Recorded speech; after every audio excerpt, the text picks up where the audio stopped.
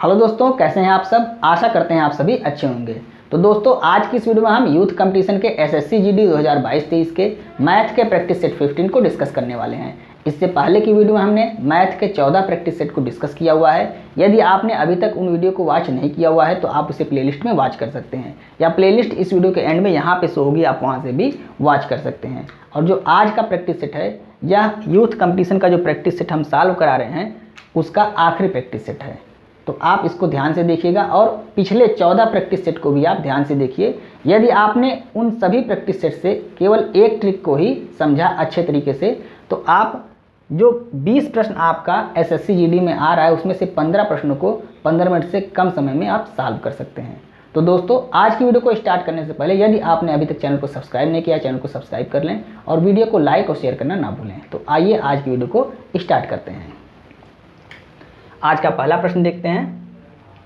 यहाँ ब्रैकेट में दिया हुआ है 0.54 गुणे 0.540 माइनस 0.460 गुणे 0.460। अब यहाँ पे देखिए, ये शून्य जो लिखा हुआ है यह केवल हमको कंफ्यूज करने के लिए लिखा हुआ है, क्योंकि दशमलव के अगर इस साइड में शून्य बढ़ता है तो उसका मतलब कुछ नहीं होता है। तो यहाँ पर भी आपका लिखा हुआ है 0.54, यहाँ पर भी 0.54, यहाँ पर लिखा हुआ है 0.46 और यहाँ पे 0.46।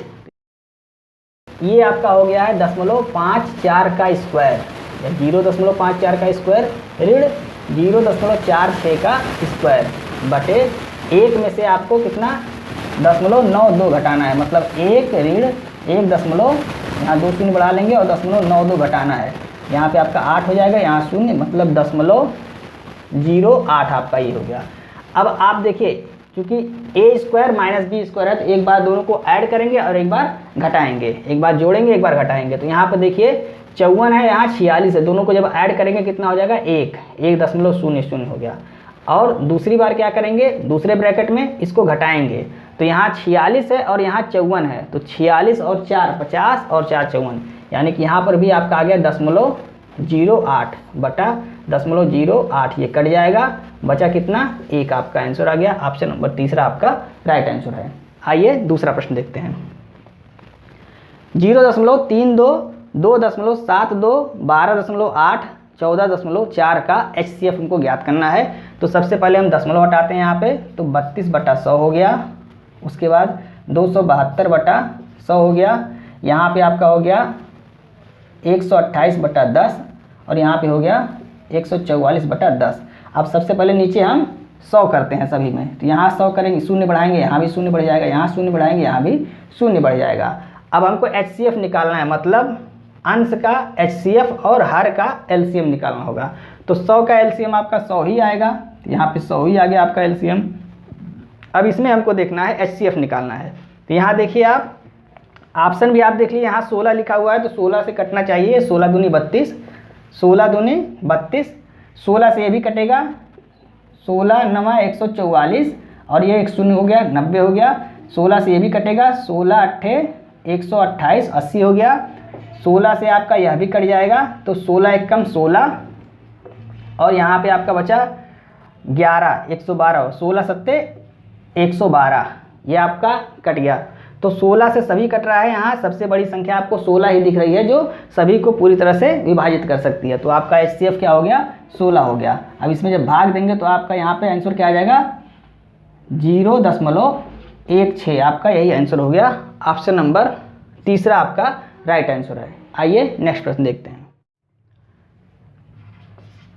तीसरा प्रश्न देखते हैं। प्रश्न कह रहा है गीता का वजन 11.235 किलोग्राम है, उसके वाहन का वजन उसके वजन का 1.4 गुना है। तो दोनों का कुल वजन ज्ञात करना है। अब दोनों का कुल वजन ज्ञात करना है, मतलब गीता का जो वजन है वो 1 गुना हो गया और उसका 1.4 गुना उसकी वाहन का है। तो दोनों को जब ऐड करेंगे तो कितना हो जाएगा 2.4 गुना, यानी कि 11.235 और ये आपका गीता का वजन है और इसका 1.4 गुना इसकी वाहन का वजन है। और दोनों को ऐड करना है, तो ये 1 गुना हो गया और 1.4 गुना, दोनों को ऐड करेंगे कितना हो जाएगा 2.4 गुना। तो इसमें हम क्या करेंगे 2.4 से सीधे गुणा कर देंगे।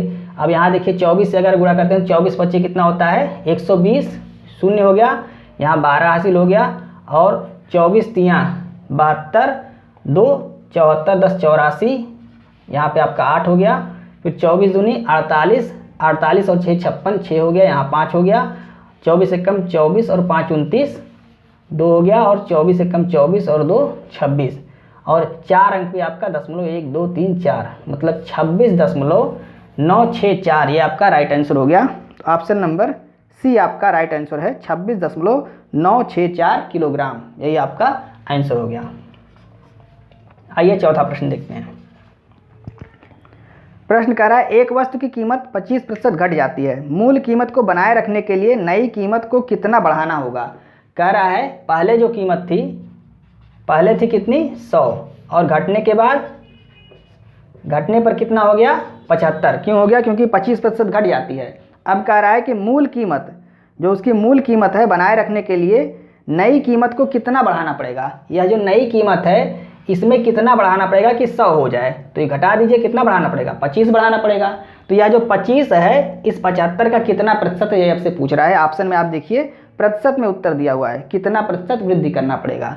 तो 25 75 का कितना प्रतिशत है, 100 से गुणा कर देंगे, प्रतिशत निकालना है।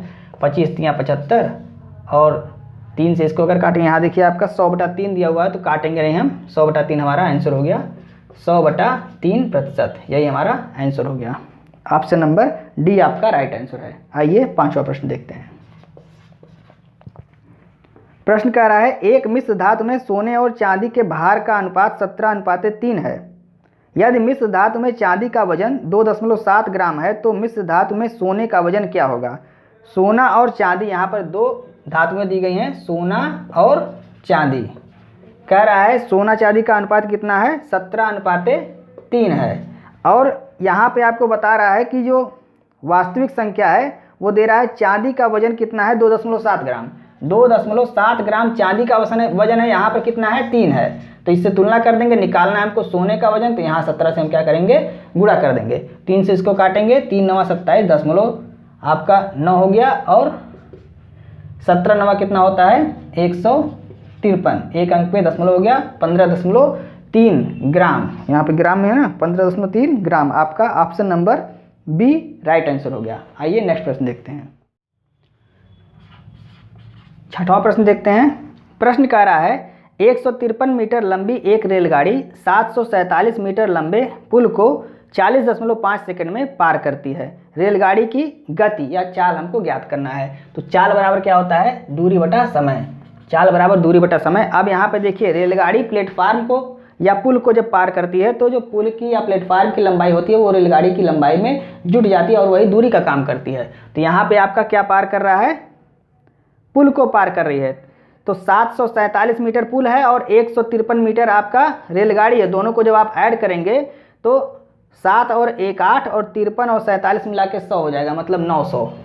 दूरी टोटल कितना हो गया 900, और समय कितना लग रहा है 40.5 सेकेंड, 40.5 सेकेंड लग रहा है। लेकिन आपका जो ऑप्शन दे रहा है वो किलोमीटर प्रति घंटे में दे रहा है। तो ये मीटर प्रति सेकंड को हम किलोमीटर प्रति घंटे में जब बदलेंगे तो 18/5 से हम गुणा कर देंगे। यहाँ दशमलव जब हटाएंगे तो यहाँ एक शून्य बढ़ा देंगे, दशमलव हट गया। अब 9 से काटते हैं, 9 दूनी 18 और 9 चौक 36 और 9 पचे 45, ये आपका 45 दूनी 90, 200 हो गया। और 4 5 चौक 20, यानी 40 बार में कट गया, और 40 दूनी 80। तो चाल बराबर क्या आ गया आपका 80 किलोमीटर प्रति घंटा। 80 किलोमीटर प्रति घंटा, ऑप्शन नंबर डी आपका राइट आंसर है। आइए 7वां प्रश्न देखते हैं। प्रश्न कह रहा है एक ट्रांजिस्टर को रुपये 572 में बेचने पर एक दुकानदार को ट्रांजिस्टर के क्रय मूल्य के 30% के बराबर राशि का लाभ होता है। ट्रांजिस्टर का क्रय मूल्य ज्ञात कीजिए। तो 572 में जब बेचता है तो उसे 30% लाभ होता है क्रय मूल्य से। क्रय मूल्य से 30% लाभ होता है उसे, मतलब कि 130 पर बेचा हुआ है। क्रय मूल्य अपने आप में 100 होता है और 30% लाभ हो रहा है, मतलब 130 में बेचा है। तो 572 जो है, 572 की तुलना हम किससे करेंगे 130 से करेंगे। और निकालना क्या हमें, ट्रांजिस्टर का क्रय मूल्य मतलब 100 हमें निकालना है। अब यहाँ से शून्य कट जाएगा, 13 चौक के 52, और 52 और 4 5, तो फिर से 13 चौक के 52, यहाँ पे आपका कितना हो गया 440 रुपये आपका option number B right answer हो गया। 440 रुपया, ऑप्शन नंबर बी आपका राइट आंसर हो गया। आइए 8वां प्रश्न देखते हैं। प्रश्न कह रहा है नेहा ने 30% छूट पर 1300 में एक पुस्तक खरीदी और इसे 30% लाभ पर बेच दिया, उसने कितना कमाया? मतलब उसको लाभ कितना हुआ ये ज्ञात करना है। क्रय मूल्य आपका दे रहा है 1300, ये क्रय मूल्य कितना है? क्रय मूल्य दिया हुआ है आपको 1300। अब कह रहा है कि 30% लाभ पर बेच दिया, तो 30% लाभ पर बेचा मतलब 130 में बेचा, तो इस 1300 का हम 130 निकालेंगे, वही हमारा विक्रय मूल्य आ जाएगा। 1300 का 130% हम निकाल लेंगे, यहाँ काट दे और 13 से 13 का वर्ग कितना होता है? 169 और 1 शून्य हो गया। मतलब विक्रय किया 1690 में और खरीदा था 1300 में, तो लाभ कितना हुआ?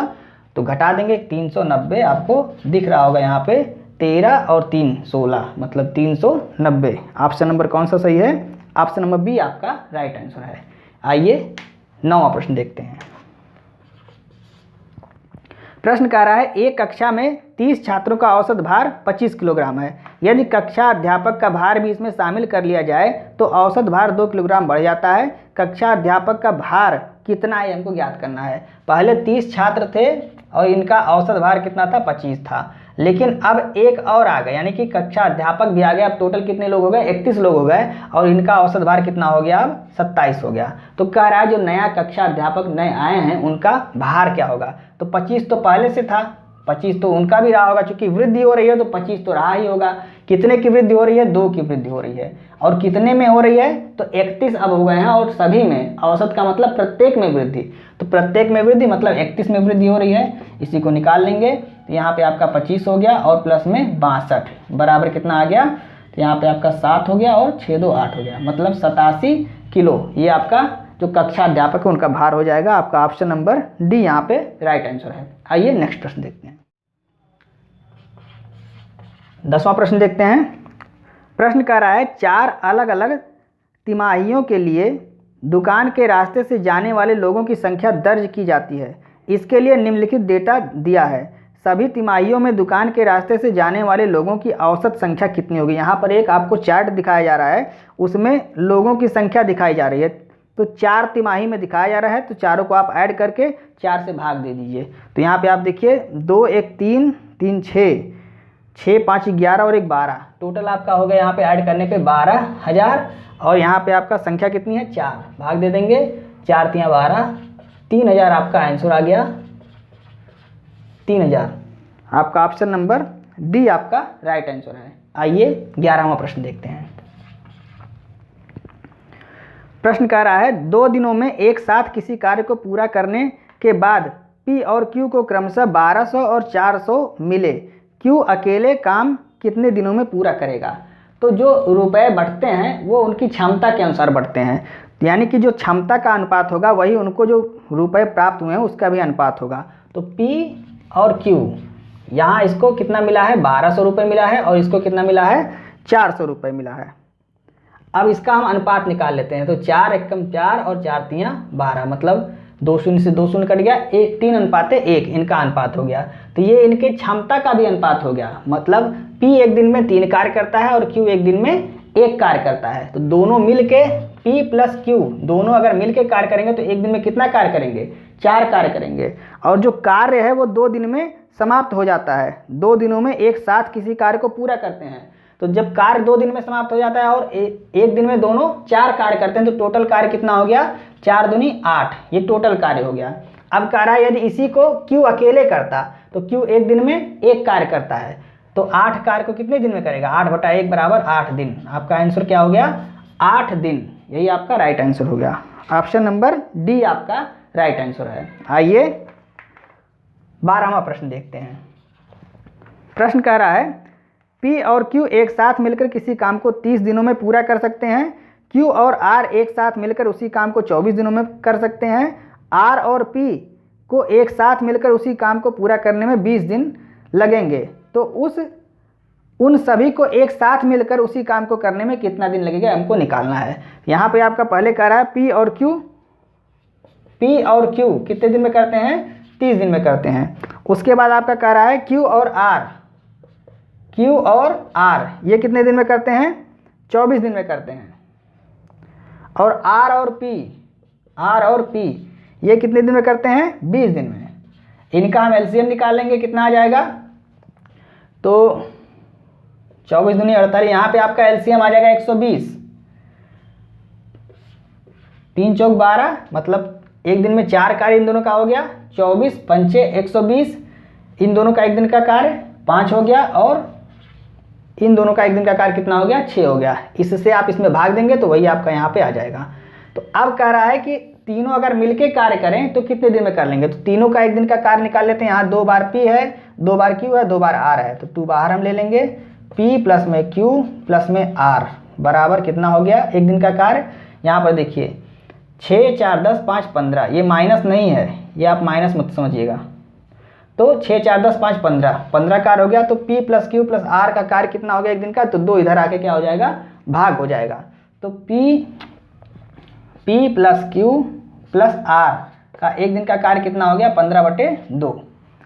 अब हमसे कह रहा है कि अगर ये तीनों मिलकर कार्य करते एक साथ तो कितने दिन में कर लेंगे? टोटल कार्य 120, तो 120 और यहाँ हम 15/2 से भाग दे देंगे, तो बटा 2 हम लिखेंगे, तो ये 2 ऊपर चला जाएगा। 2 कहाँ चला जाएगा? ऊपर हो जाएगा गुणा। 15 8 120 और 8 दूनी 16, 16 दिन आपका राइट आंसर हो गया। ऑप्शन नंबर कौन सा सही है? ऑप्शन नंबर सी आपका राइट आंसर है। आइए नेक्स्ट प्रश्न देखते हैं। 13वां प्रश्न देखते हैं। प्रश्न कह रहा है रुपये 25,000 की राशि 4 वर्ष में 32,000 हो जाती है तो ब्याज की दर ज्ञात करना है। हमने आपको बताया था दर बराबर क्या होता है? ब्याज गुणे 100 बटा मूलधन गुणे समय। तो R बराबर हमको निकालना है। ब्याज यहाँ पे देखिए मूलधन है 25,000 और मिश्रधन हो जाता है 32,000, तो कितना ब्याज मिल रहा है आपको? तो 7,000 आपको ब्याज मिल रहा है। 7,000 गुणे 100 बटे मूलधन कितना है आपका? यहाँ देखिए 25,000 और गुणे समय है आपका 4 वर्ष। काट दीजिए, 1 2 3 शून्य से 3 शून्य कट गया, 25 से 4 बार में कट गया, 4 से 4 कट गया। यहाँ पे R बराबर कितना आ गया? 7%। ऑप्शन नंबर कौन सा सही है आपका? ऑप्शन नंबर सी आपका राइट आंसर है। आइए नेक्स्ट प्रश्न देखते हैं। 14वां प्रश्न। प्रश्न कह रहा है चक्रवृद्धि ब्याज 8% की वार्षिक दर से निवेश किए गए 37,500 1 से 1/2 वर्ष में कितने हो जाएंगे, जबकि ब्याज दर अर्धवार्षिक संयोजित होता है। तो अगर अर्धवार्षिक है तो R बराबर क्या हो जाएगा? 8% दिया हुआ है तो 8/2 मतलब 4% हो गया। T बराबर 1 से 1/2 वर्ष दिया हुआ है तो 3 वर्ष हो गया। तो 3 वर्ष का हमने आपको फार्मूला बताया हुआ था। R को हम क्या करेंगे? इसको बदल लेंगे 4/100, भिन्न में कट जाएगा ये 1/25, मतलब A बराबर आपका आ गया 25। तो हमने आपको 3 वर्ष के लिए फार्मूला बताया था। 25 का क्यूब कितना होता है? 15, 625, ये आपको याद होना चाहिए। स्क्वायर होता है 625, 625, 625, फिर 25, 25, 25 और 1, ये आपका टोटल हो गया मिश्रधन। ये आपका है केवल, ये क्या है? ये P है, मतलब मूलधन है। P बराबर आपको दिया हुआ है यहाँ पे कितना है? 37,500, मतलब ये सारे यूनिट में हैं, आपको याद रखना है ये सभी क्या है? यूनिट में हैं। तो 15,625 यूनिट बराबर कितना दिया हुआ है? 37,500 दिया हुआ है। तो 1 यूनिट बराबर क्या हो जाएगा? 37,500 बटे 15,625। अब इसको आप काट सकते हैं, तो 25 से काटेंगे तो ये 625 आ जाएगा। यहाँ आप 25 से काटते हैं तो 25 से कम 25 और 12, 25 पंचे 125, 2 शून्य आ गया। फिर 25 से 25 बार में फिर कटेगा और 25 से 6 बार में, फिर आपका 5 से 5 पचे 25 और 12 पंचे 60, मतलब 1 यूनिट बराबर कितना आ गया आपका? 1 यूनिट बराबर आ गया 12/5। अब टोटल इसको ऐड कर लीजिए और उसमें 12/5 से गुणा कर दिए, वही आपका आंसर हो जाएगा। पूछ क्या रहा है आपसे? यहाँ पर देखिए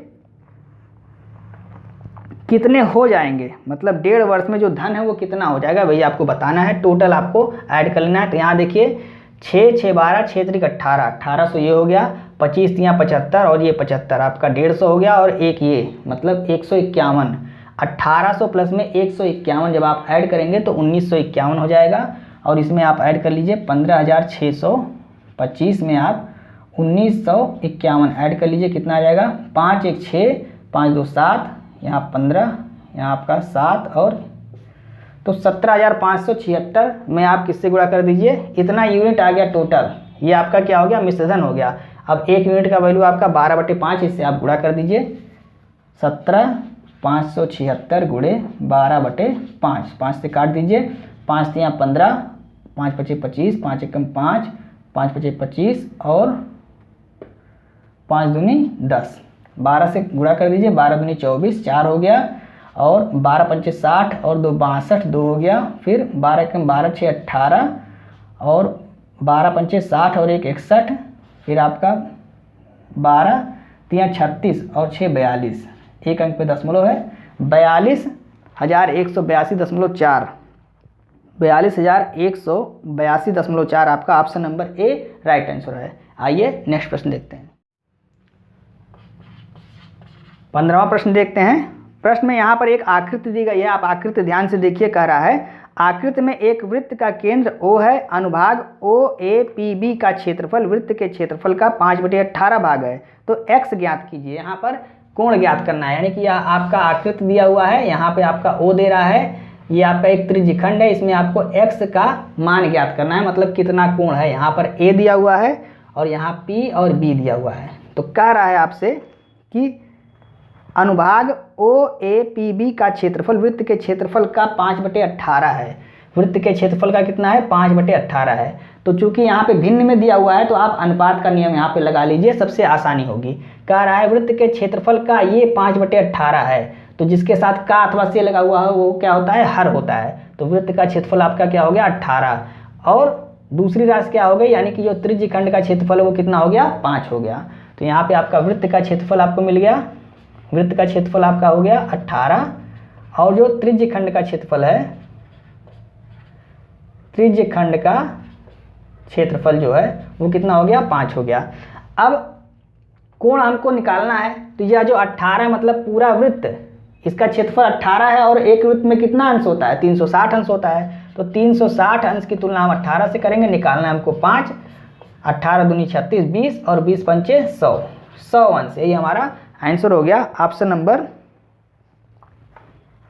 बी हमारा राइट आंसर है। अगर आप यहाँ पे त्रिज्यखंड का क्षेत्रफल का फार्मूला लगाते तो त्रिज्यखंड का जो क्षेत्रफल होता है उसका फार्मूला होता है πr² θ/360। ये आपका त्रिज्यखंड का क्षेत्रफल होता है, आप इसे कहीं लिख सकते हैं। आइए 16वां प्रश्न देखते हैं।